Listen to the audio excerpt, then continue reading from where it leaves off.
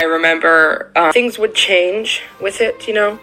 It wouldn't always be the same thing, but I kind of categorized what I consider a night terror and then a demonic night terror. And then there are a couple different types of demonic night terrors, and the ones that included the sleep paralysis.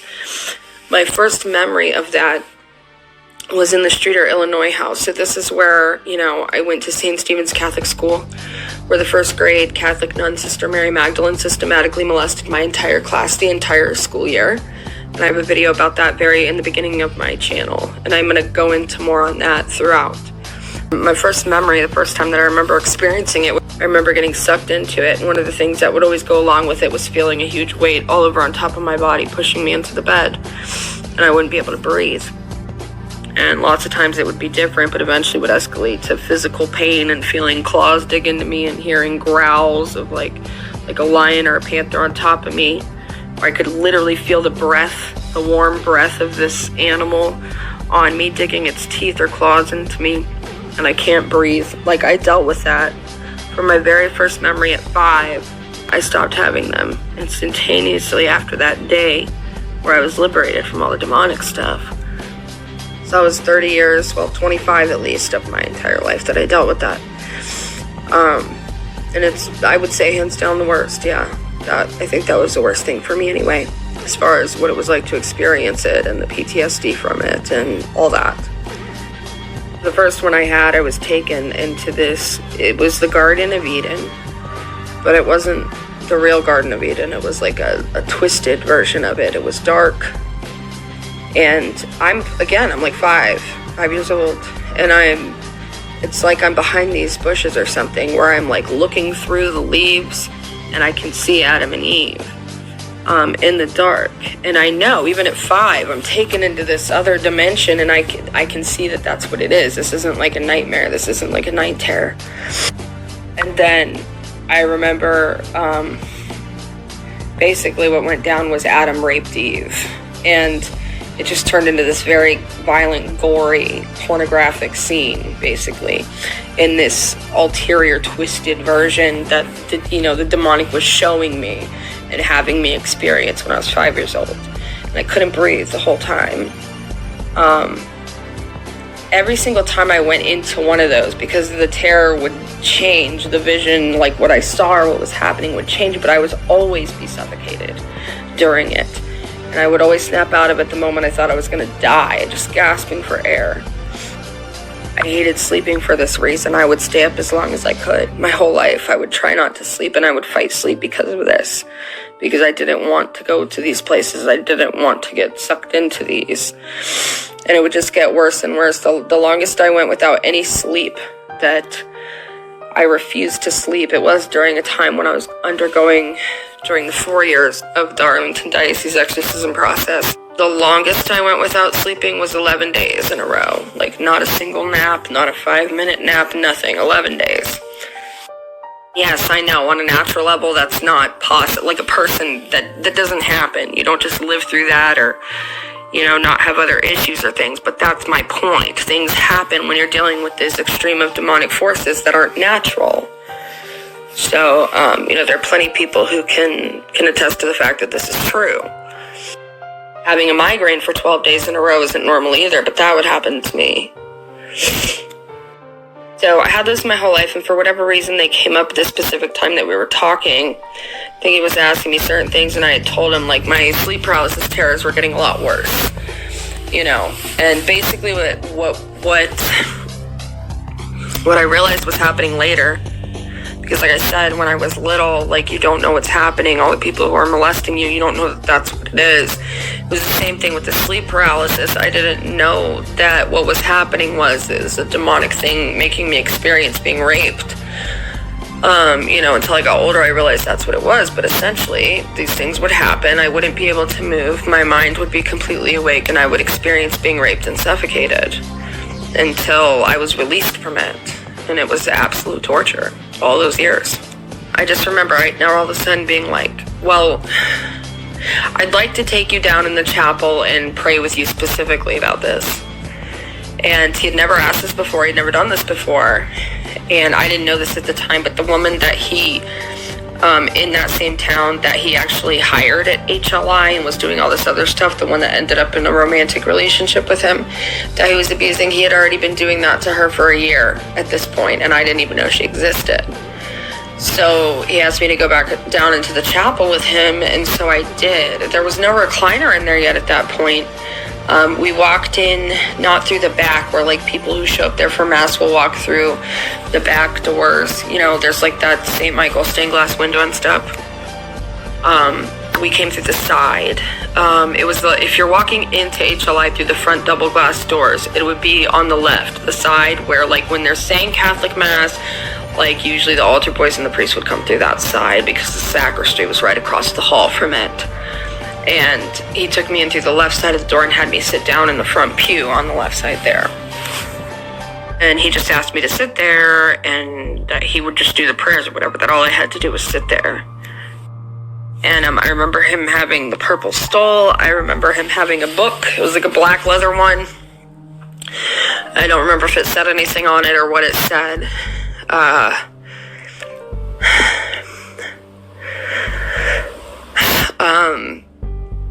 When he started, oh yeah, he had a crucifix in his hand too, a smaller crucifix, like bigger than his hand, but a smaller crucifix in the one hand, in his right hand, and then the book in the left hand, because at this point he's facing me, so I'm sitting in the front pew looking towards the altar, and he's facing me outside of the pew with the little wood piece in between us, but you know, facing me.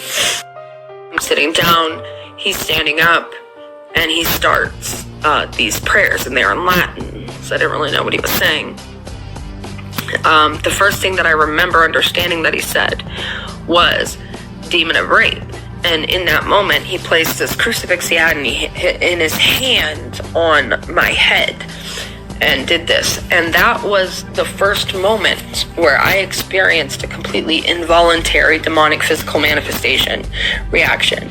And I'm telling y'all, it was absolutely terrifying. I could never convey to you what that moment was like for me, because my whole life I was terrified of something like this happening to me, because like I said, Randy DeClue dumped all the DeClue secrets, all the DeClue family secrets in that file. He put that burden on me when I was 6-7 years old.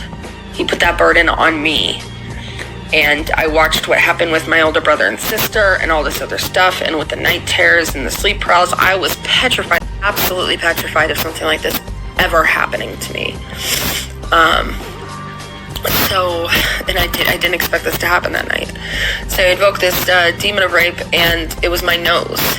My nose was the first thing I ever felt happen where I had no control over it. It was like a twitching. But it was so unnatural. It felt so weird. It wasn't like where you even have like a stress tick, you know, or something, or twitch. It wasn't like that. Like, it's like your face isn't yours anymore. It's the weirdest, creepiest, eeriest feeling. Ugh. So it does this twitch thing. And he repeated that title, Demon of Rape, throughout this thing that he was doing. And every time he would specifically say Demon of Rape, it would cause a more intense manifestation on my face. And soon it wasn't just my nose, it was my eyes. I felt the skin on my forehead reacting. And I'm just sitting there. I remember I was grabbing the pew with both my hands on the bottom that I was sitting on, and just gripping them. And that's what I would do a lot of times, actually, when I was at Catholic Mass or adoration, and you know, the stuff that you know, I was tortured with, and the fear and stuff like that. Oftentimes I would or physical pain and stuff, I would grab onto the pew and just squeeze it to try to make it so that nobody was startled, or I didn't look different when everybody else was there. So, you know, y'all are sitting there at this Catholic Mass staring at me, talking about me behind my back, and some of you to my face, and I'm just trying to get through the Mass, because as a Catholic, I'm thinking this is what I have to do, and it's the right thing to do. And I'm in misery. I'm in misery. Mentally, physically, I'm in so much pain. You know, and because I don't want to scare you guys, because I don't want to bother you guys, because I don't want more reason to be attacked and bullied and talked about, I would grip onto the pew seat, you know, so that I wouldn't make any sounds or move or anything. This is like every day of my life, because it wasn't just Sunday Mass I went to. I went to Mass as much as I could.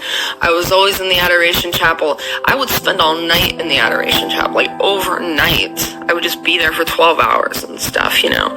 I pushed myself to be in these places and do these things because I thought that was where God was. I thought that was where I would find relief.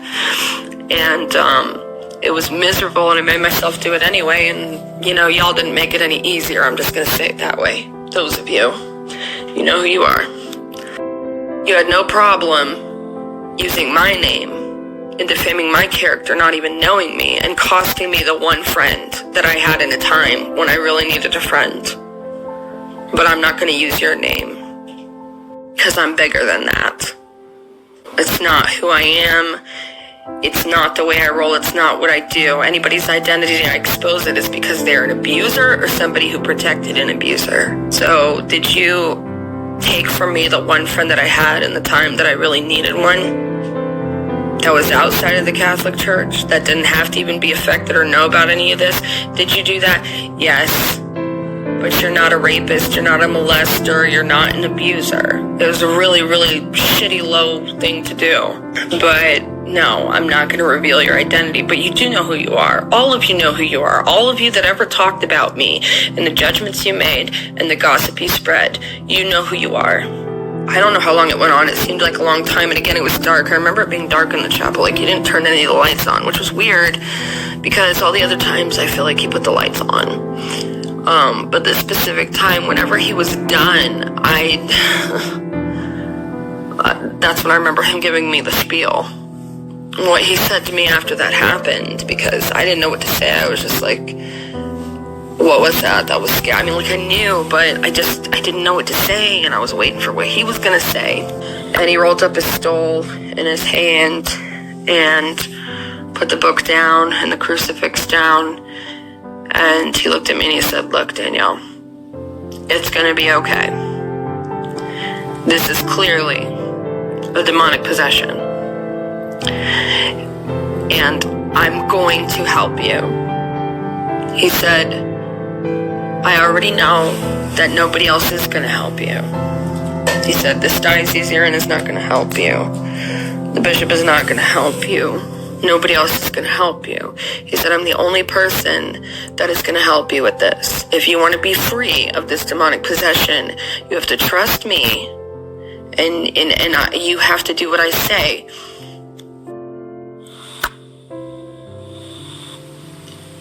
I was terrified. I mean, if you guys can even just try to imagine what that's like, experiencing that, and you're completely alone, and there's this priest that always defended you against the more obvious abuse and violence that you had growing up, and you're seeing this psychologist for a while, he's her spiritual director, and everybody trusts him, and he's the president of Human Life International, and he's sitting here telling me that it's going to be okay, like I'm demonically possessed and I'm doomed if I don't do what he says, if I don't let him help me, but then nobody else is going to help me, that there's no other way for me to get help, that if I don't do what he says and I don't obey him, because again, he was my spiritual director, and I was told as a Catholic I had to listen to him even if